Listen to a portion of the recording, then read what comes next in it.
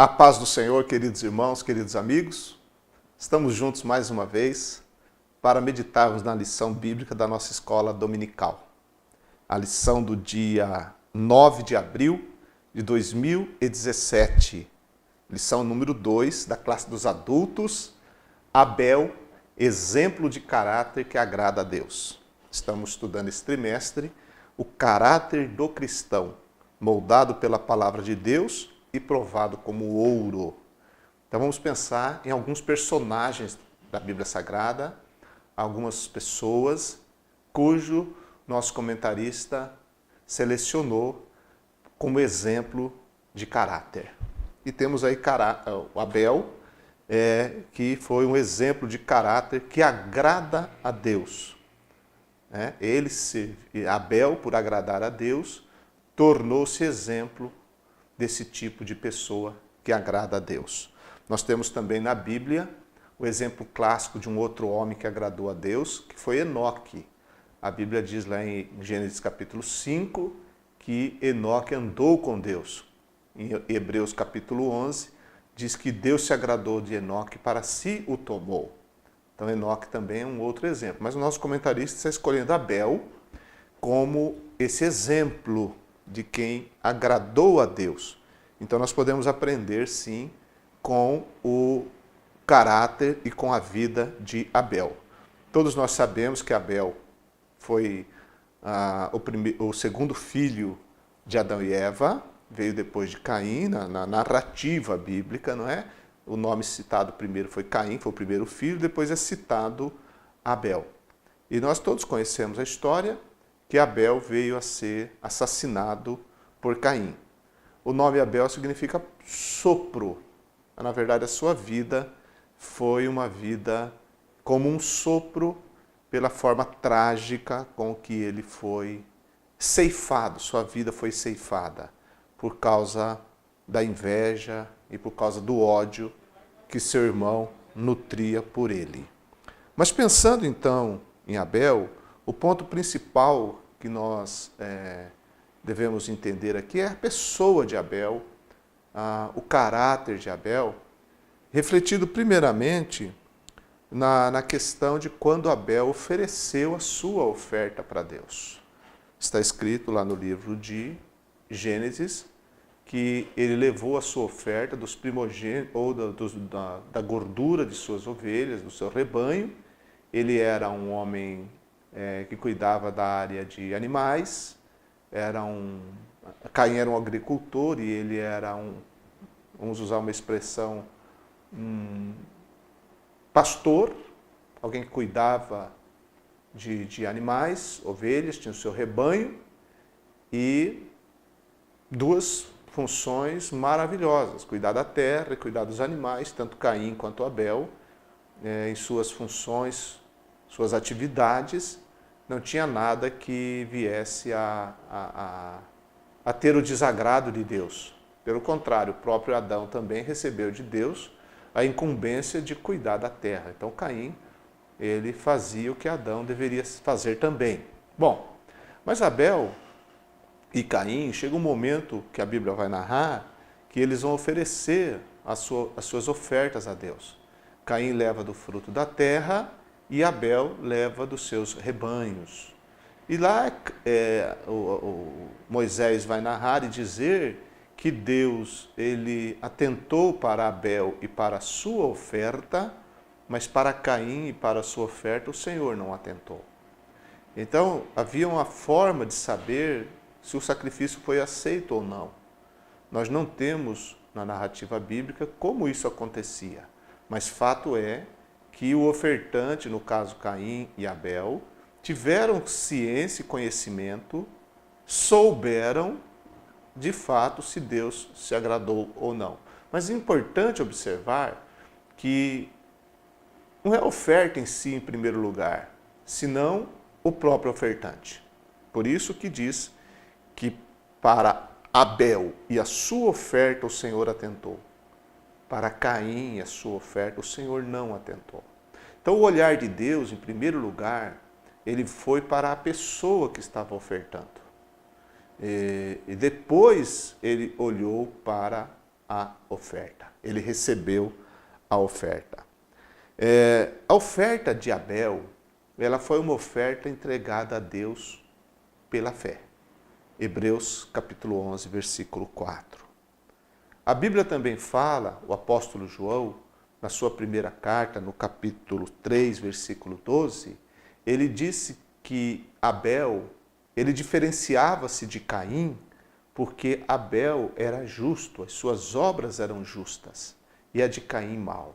Então nós vemos que aquilo que o Gênesis não traz em detalhe, nós temos outras referências bíblicas que nos dão detalhes acerca dessas duas pessoas, desses dois irmãos, que eram realmente opostos um ao outro. Caim era do maligno, as obras de Caim eram más. Caim era um homem invejoso, um homem de ódio, não era um homem de coração puro. Já Abel era alguém cujas obras eram justas, era alguém que de fato exercitava uma fé pura, portanto ele era completamente diferente de Caim. Ao levar a sua oferta, Deus atentou para ela e a recebeu. Nós percebemos então que a primeira coisa que Deus espera não é algo que nós damos para Ele, mas a primeira coisa que Deus espera de nós é que o nosso ser, o nosso interior, a nossa vida esteja purificada, esteja na presença dEle. É a primeira coisa. Primeiro o ofertante, depois a oferta. O próprio Jesus disse em Mateus capítulo 5, versículo 23 e 24, ele está ensinando também, e faz parte do Sermão do Monte, ele diz: portanto, se estiveres apresentando a tua oferta ao altar, ou no altar, e aí te lembrares que teu irmão tem alguma coisa contra ti, deixa-lhe diante do altar a tua oferta e vai reconciliar-te primeiro com teu irmão, depois vem e apresenta a tua oferta. Esse é o princípio. A primeira coisa é o relacionamento, a vida, e depois a oferta. Jamais o contrário. Essa oferta de Abel, ela foi uma oferta que agradou a Deus. A lição também fala que foi uma oferta profética. Quando a gente pensa nos sacrifícios do Antigo Testamento, nós vamos entender que eles apontavam para algo muito maior, que apontava para o sacrifício de nosso Senhor Jesus Cristo. Por exemplo, aquele cordeiro que foi, os cordeiros que foram mortos lá no Egito por ocasião da instituição da Páscoa, e o sangue colocado nos umbrais das portas das casas dos israelitas, aquele cordeiro, ele tipificava o Senhor Jesus Cristo. O sangue colocado nas portas representava o sangue de Jesus Cristo, que iria ser derramado pelos pecadores e iria livrar-nos de uma condição de morte espiritual. E os demais sacrifícios instituídos também lá no livro de Levíticos, eles têm todos eles esse caráter profético também. Assim como a oferta de Abel teve esse seu caráter, essa sua função profética. Nós temos, na verdade, são os primeiros a oferecerem sacrifícios a Deus. É o primeiro relato bíblico dos sacrifícios a Deus foram exatamente os sacrifícios de Abel e o sacrifício de Caim. Ao oferecer o fruto da terra, nós vamos ver também que lá no livro de Levíticos, por outorga da lei, e com relação aos sacrifícios, existiam as ofertas também de cereais, existiam as libações, existia a oferta de frutos da terra também. E isso não quer dizer que não tinha também o seu caráter profético. Mas a grande questão é que a oferta de Abel, ela cumpriu o seu objetivo pelo fato de quem a ofertava estava ofertando no espírito certo com o qual a oferta deveria estar sendo ofertada. Essa é uma coisa importante. Quando a oferta era feita para Deus, ela deveria ser feita no espírito certo. Porque o próprio Deus disse assim, que ele não queria em primeiro lugar os animais, o sangue de animais. Ele não exigia isso em primeiro lugar. Tanto que Israel, por muitas vezes, ofereceu sacrifícios, mas eles deixaram o espírito do que o sacrifício representava, que era uma lembrança de Deus, uma aproximação de Deus, e tornou-se apenas algo ritual, algo formal, mas o coração daquelas pessoas estava longe de Deus. O coração não estava próximo de Deus. A grande questão é o coração estar perto de Deus. E a oferta, ela vem então como uma confirmação daquilo que já está dentro da pessoa. E quando isso ocorre, e ocorreu com Abel, cumpre-se, portanto, todo esse aspecto da questão profética. Cristo haveria de vir. A promessa da descendência da mulher foi dada a Deus lá no Gênesis, lá no Éden ainda, diante de Adão e Eva e da serpente. E tudo isso foi tipificado no Antigo Testamento, apontando para Jesus Cristo, apontando para o Cordeiro de Deus que haveria de vir. E Abel e a sua oferta traz esse aspecto de forma muito clara, no sentido que aquele animal sacrificado, e do qual Deus também aceitou, representava Cristo, a oferta, aquele que se deu a Deus como oferta, como oblação pelos nossos pecados, e que Deus também aceitou, que Deus ofertou, que Deus recebeu.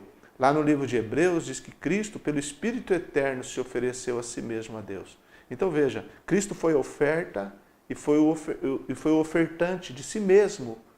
E Deus aceitou Cristo como ofertante e aceitou a Cristo como a oferta perfeita. Então Abel tipifica, representa profeticamente um ofertante que está numa posição correta e que oferece uma oferta da qual Deus se agrada. Uma pequena miniatura profética, uma pequena semente profética do que Cristo haveria de fazer muito tempo depois. Depois a lição fala também da oferta valiosa. A oferta valiosa. E a oferta de Abel foi das primícias dos seus animais.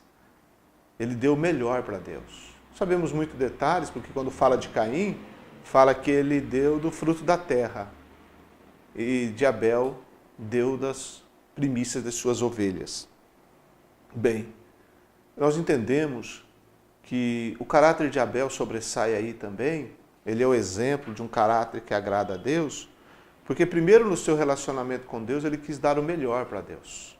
Ele quis ofertar para Deus o melhor que ele tinha. Jesus, nós temos uma narrativa bíblica, lá em Mateus capítulo 26, versículos 7 a 13, de uma mulher que trazia um vaso de alabastro de um preço preciosíssimo e que derramou sobre a cabeça de Jesus aquele vaso, aquele unguento, aquele perfume agradável, caríssimo, derramou sobre Jesus. Quando ela fez isso, algumas pessoas dos discípulos de Jesus, começaram a molestar aquela mulher, incomodar aquela mulher, porque achavam que ela havia feito um desperdício, que era melhor ela ter pegado o dinheiro daquele unguento, daquele perfume caríssimo e ajudar os pobres. Nós sabemos que quem fez essa crítica foi o Judas Iscariotes. Mas a resposta de Jesus foi essa: vocês vão ter sempre os pobres convosco, mas a mim vocês não tendes sempre. O que ela fez, derramando esse bálsamo sobre o meu corpo, ela fez preparando para a sepultura. E Jesus disse: em verdade vos digo, onde quer que for pregado em todo o mundo este evangelho, também o que ela fez será contado para a memória sua. Mateus capítulo 26, versículos 7 a 13. Aquela mulher, ela deu o melhor para Jesus. E quando se dá o melhor para Jesus, isso fica para a posteridade. Assim como nós podemos pensar em Abel e sua oferta, nós pensamos nesta mulher também, que ofertou para Jesus o que de mais precioso ela podia alcançar. E isso ficou guardado, ficou reservado, porque foi algo valioso que ela deu para Deus. A questão apenas não é monetária. Não é monetária, na verdade. A questão é quanto de nós está envolvido naquilo que nós ofertamos para Deus. Disse Jesus certa vez, com relação às pessoas que colocavam ofertas lá no gasofilácio no templo, e ele viu os ricos colocando muito dinheiro e disse que estavam ofertando do que lhes sobejava, e veio uma pobre viúva que colocou 2 moedas apenas. E Jesus então aproveitou aquele momento e disse, mais do que todos, deu para as ofertas de Deus aquela viúva, porque todos os demais deram do que lhes sobejava, mas aquela do seu sustento deu tudo quanto tinha. Então, a grande questão não é o valor, o preço, as cifras de uma oferta, mas o quanto de nós está envolvido nessa oferta. Quanto nós estamos envolvidos, o que ela representa para nós. É isso que vale. E para Abel, ele deu algo valioso. Para aquela mulher que ungiu o Senhor Jesus, o corpo do Senhor Jesus também, ela deu algo valioso.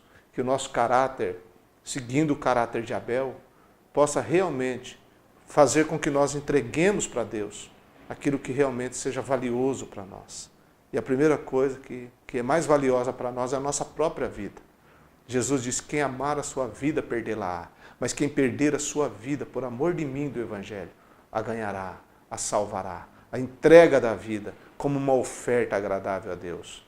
Paulo usa o mesmo ensino, a mesma figura, lá em Romanos capítulo 12, quando ele fala de apresentar o corpo como sacrifício vivo, santo e agradável a Deus, que é o vosso culto racional. A nós mesmos em primeiro lugar, entregando-nos a nós em primeiro lugar para Deus, para que o Senhor possa receber de nós a nossa oferta. O ponto 2 da lição fala a injustiça contra Abel. A injustiça que ocorreu pelas mãos do seu próprio irmão. Pelas mãos do seu próprio irmão. Quando a gente pensa nisso, a gente lembra que Jesus Cristo disse que muitos iam ficar divididos dentro de suas próprias casas por causa do próprio Senhor Jesus. O pai contra o filho, a filha contra a mãe, e haveria divisões dentro de uma própria casa por causa do Senhor Jesus Cristo.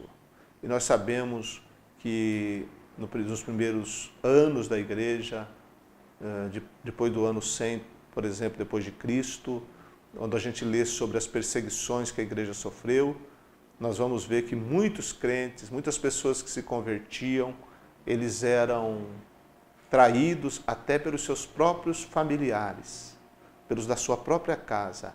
Eles eram traídos e muitos deles eram sentenciados à morte por causa da sua fé em Cristo. Assim como o Caim, uma família, a família de Adão e Eva, dentro daquela própria família, houve uma traição, uma injustiça, os seguidores de Cristo também enfrentaram essa situação de serem traídos pelos seus próprios familiares. E às vezes, até nos dias de hoje, numa região, num país livre como nós vivemos, muitas vezes o cristão ele sofre uma oposição dentro do seu próprio lar por causa da sua fé, dos seus próprios irmãos, da sua própria família. Ele recebe uma oposição e é vítima muitas vezes até de certas injustiças somente por causa de sua fé em Cristo Jesus. Então a fé de Abel, ela trouxe para Abel consequências. A justiça de Abel, o caráter de Abel, a bondade daquele homem, que Deus via um coração que o temia, um coração que confiava nele, isso trouxe para Abel um resultado de agradar a Deus, mas o resultado do seu irmão odiá-lo. O problema não estava no que ele fazia, mas estava no coração de Caim, um coração que não conseguia amar, e um coração que não conseguia ver alguém agradar a Deus. Caim parece que queria ser o primeiro, estar em primeiro lugar, que ele gostaria ele representa bem a pessoa que não reconhece a qualidade do próximo e não reconhece a bênção na vida do próximo. Ele acha que a bênção na vida do próximo é algo que está sendo tirado dele, quando na verdade, se ele fizer o que é certo, ele terá o seu espaço, terá a sua bênção também. Então, o que tem que acontecer na minha vida, vai acontecer na minha vida, dependendo do que eu mesmo faço e não do que o outro faz. O que o outro está fazendo não vai tirar a bênção de Deus na minha vida, mas o que eu faço é que vai tirar isso da minha vida. Caim representa as pessoas que não conseguem olhar para si mesmo, mas olham para o próximo e com um olhar, não de um olhar de ensino, um olhar de discipulado, um olhar de eu quero aprender com o outro, eu quero fazer igual o outro, eu quero tirar lições boas, mas é aquele que olha com inveja, querendo o que o outro tem, mas não fazendo o que o outro faz. E isso trouxe injustiça para a vida de Abel. Seu caráter correto, sua vida justa, trouxe injustiça. E nós sabemos, o apóstolo Paulo disse, que todos aqueles que quiserem viver piedosamente, piamente, em Cristo Jesus, padecerão perseguições. Não há como ser diferente. No próprio Sermão do Monte existe a bem-aventurança dos que são perseguidos por causa do nome de Jesus, por minha causa. Então, os discípulos foram, os apóstolos foram perseguidos e todo que quiser viver piamente em Cristo Jesus também poderão sofrer injustiças. Mas a injustiça de Caim não afetou a justiça de Abel. Ele continuou sendo um homem justo como era e as suas obras eram justas. Ele veio a morrer e tornou-se, então, a primeira pessoa que sofreu um assassinato na história da humanidade. Morto pelo seu próprio irmão. Morto pelo seu irmão mais velho. Essa é a situação. E o comentarista cita assim que ele foi o primeiro mártir. O mártir é aquele que morre por uma causa. Abel morreu por causa da inveja do seu irmão. Não por uma causa específica, mas por causa da inveja, do ódio e da maldade de seu irmão. Mas nós lemos que essa inveja ela ia continuar na história do ser humano e continua até hoje. Continua até hoje. Um outro exemplo clássico de inveja são os irmãos de José. A Bíblia diz lá em 37 de Gênesis, capítulo 11, que os seus irmãos o invejavam. O invejavam e não podiam falar com ele pacificamente por causa da inveja. A inveja torna a pessoa ríspida, a inveja torna a pessoa áspera. A pessoa não consegue falar com o outro de forma amorosa. Pelo contrário, só de forma raivosa. A inveja tira das pessoas o que é pior dela. Ela arranca para fora o que é pior. Ela coloca para fora o que é pior dentro da pessoa. E nós devemos tomar muito cuidado com a inveja. O invejoso, ele prejudica a si mesmo e pode prejudicar o próximo também. Pode prejudicar o próximo. Mas Deus, ele é o defensor. Deus, ele é o justo juiz. E nós vemos isso. Aliás, o próprio Jesus também sofreu com inveja. O próprio Pilatos, ele reconheceu que os principais sacerdotes, os líderes do povo, entregaram Jesus por inveja. Eles tinham inveja de Jesus. O Filho de Deus sofreu inveja. O mesmo problema que aconteceu lá no Éden com Caim, aconteceu com Jesus Cristo, nosso Salvador. Ele enfrentou a inveja.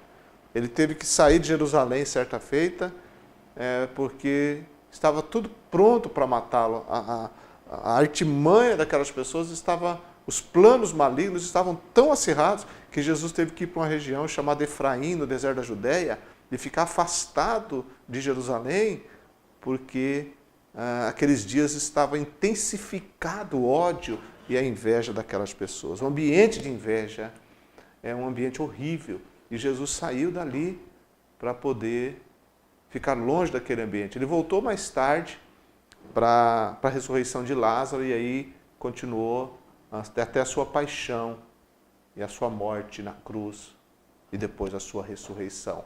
Mas tudo ele fez no momento certo. Então o ambiente de inveja não serve, não presta. E Abel parecia aquela pessoa que, pela leitura, pela narrativa bíblica, parece que ele não conseguia ver em Caim toda a maldade do coração do seu irmão. E assim a pessoa que tem um bom caráter, ele não consegue, ele não percebe muitas vezes a maldade que o cerca, a inveja que o cerca, porque ele não quer ver nas pessoas essa coisa. Mas infelizmente acontece.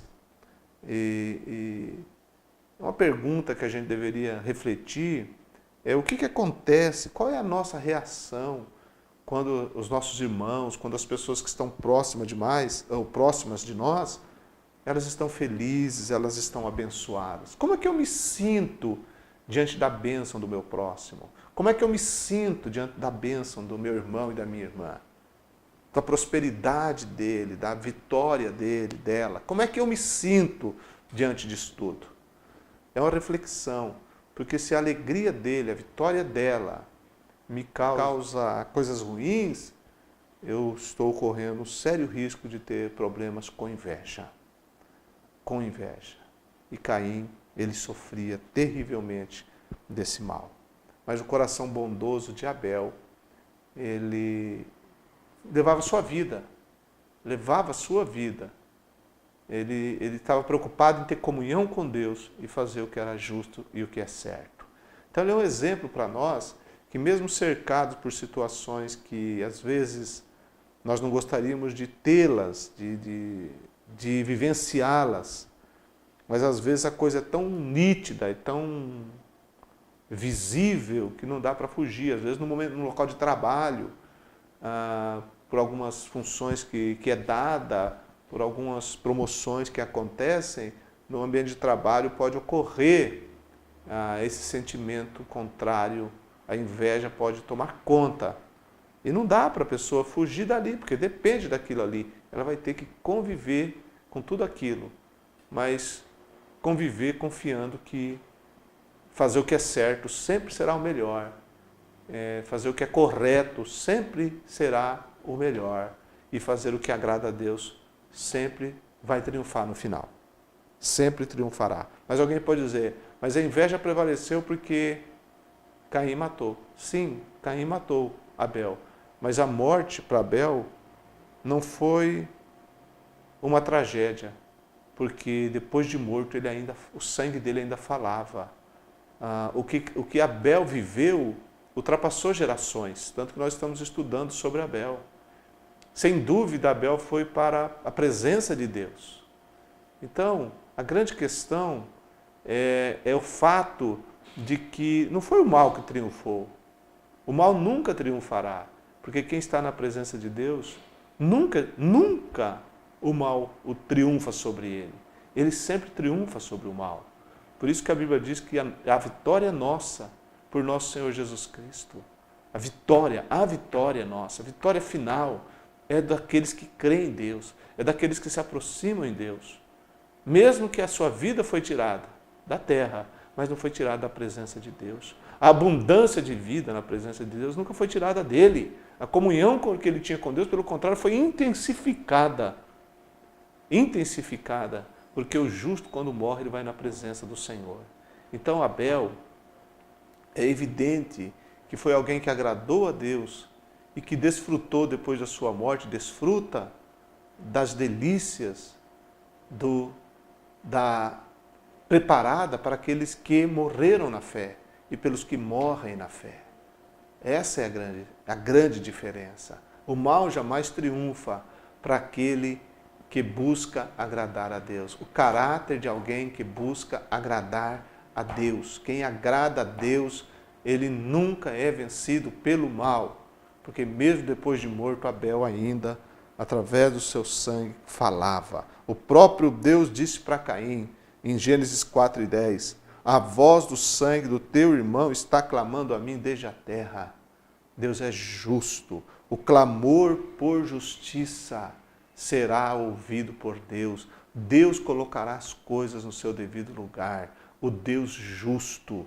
Lá em Apocalipse capítulo 6 e 10, fala das almas que estavam debaixo do altar de Deus, e elas clamaram e diziam com grande voz: até quando, ó grande, ó santo, ó soberano dominador, não vingas e julgas o nosso sangue dos que habitam sobre a terra? Fala ali dos mártires, daqueles que morreram por sua fé. E eles estão clamando, assim como o sangue de Abel clamava lá no Gênesis, o sangue dos mártires também está clamando lá no final da Bíblia, lá no Apocalipse. E o Deus justo, ele sempre vai virá em socorro, ele sempre virá e trará justiça. As coisas serão colocadas no seu devido lugar. A justiça de Deus triunfará. Por isso que vale a pena ter um caráter que agrada a Deus, porque o caráter que agrada a Deus, ele estriba-se na confiança da justiça de Deus. Deus é justo e o bem triunfará afinal. As aparentes vitórias do mal são aparentes e são passageiras, mas a vitória dos justos, ela será firme e será perene, porque Deus é justo. Ponto 3 da lição fala sobre Abel, um homem que agradou a Deus. Ele soube agradar a Deus. Ele buscou a Deus. Já Caim agradou ao diabo.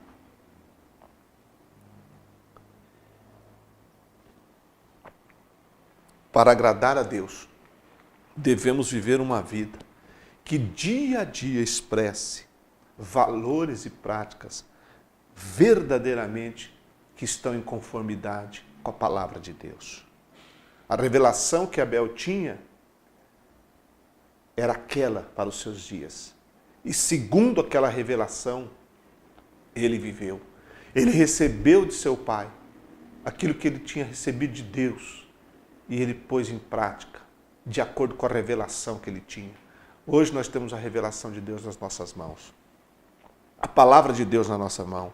E devemos viver de forma a agradar a Deus, de acordo com a palavra de Deus. Para viver de acordo com a palavra de Deus, a primeira coisa que Deus quer ver numa pessoa que lhe agrada é o amor. Um caráter de amor. O amor é a suprema virtude cristã, a maior de todas elas, o amor. Ninguém agrada a Deus se não viver em amor. O amor ao próprio Deus e o amor fraternal. Jesus disse em João 13,15, nisto todos conhecerão que sois meus discípulos, se vos amardes uns aos outros. Abel agradou a Deus. Sem dúvida, ele tinha um coração de amor. O tema da primeira carta de João é justamente o amor a Deus e ao próximo, e lá está Abel como um exemplo de alguém que agradou a Deus. O amor ágape que nós recebemos no nosso coração pelo Espírito Santo que nos foi dado. Lá em 1 Coríntios capítulo 13, Paulo fala das grandes características desse amor ágape. O amor paciente, o amor bondoso, o amor que não tem ciúme, o amor que não tem orgulho, o amor que não tem soberba, o amor que tudo sofre, o amor que tudo crê, o amor que tudo espera. A grande virtude cristã é o amor. Paulo disse, ainda que eu falasse a língua dos homens e dos anjos e não tivesse amor, seria como metal que sou, como sino que tine. Ainda que desse toda a minha fortuna para o sustento dos pobres e não tivesse amor, nada disso me aproveitaria. Ainda que eu profetizasse, tivesse todos os dons, nada disso valeria se eu não tivesse amor. A nossa busca maior é a busca pela presença de Deus. E a busca pela presença de Deus é a busca pelo amor. O amor, o amor, o amor. Agradar a Deus é viver uma vida que ama o próximo. É viver uma vida que valoriza o próximo e uma vida que serve ao próximo, baseada no amor. A vida que agrada a Deus é uma vida pacífica, é uma vida de paz, porque Abel, ele tinha paz. Ele tinha paz, porque as suas obras eram justas. Quem pratica obras justas vive em paz consigo mesmo e vive em paz com o seu próximo. Quem faz o bem não vive perturbado. Quem faz o bem não vive apavorado por dentro, temeroso por dentro, assustado. Quem faz o bem vive em paz dentro do seu coração. Já Caim, sem dúvida, ele não tinha paz nenhuma, porque ele culminou com um terrível pecado, com o assassinato do seu próprio irmão. Ele engendrou tudo aquilo. Ele preparou aquele momento. Ele investiu e fez o que o seu coração maldoso queria que ele fizesse. Já Abel era alguém que não projetava o mal, era alguém que tinha as obras justas. Por isso eu volto a dizer, quando nós fazemos o bem, quando nós praticamos o que é bom para o nosso próximo, para o nosso semelhante, nós temos paz, paz verdadeira. Para agradar a Deus, você tem que viver em amor e você tem que viver em paz. Aí você agrada ao Senhor. Você pega o exemplo de um homem como esse, lá no comecinho da Bíblia, história curta, mas que ficou um registro extraordinário. O próprio Jesus Cristo citou Abel.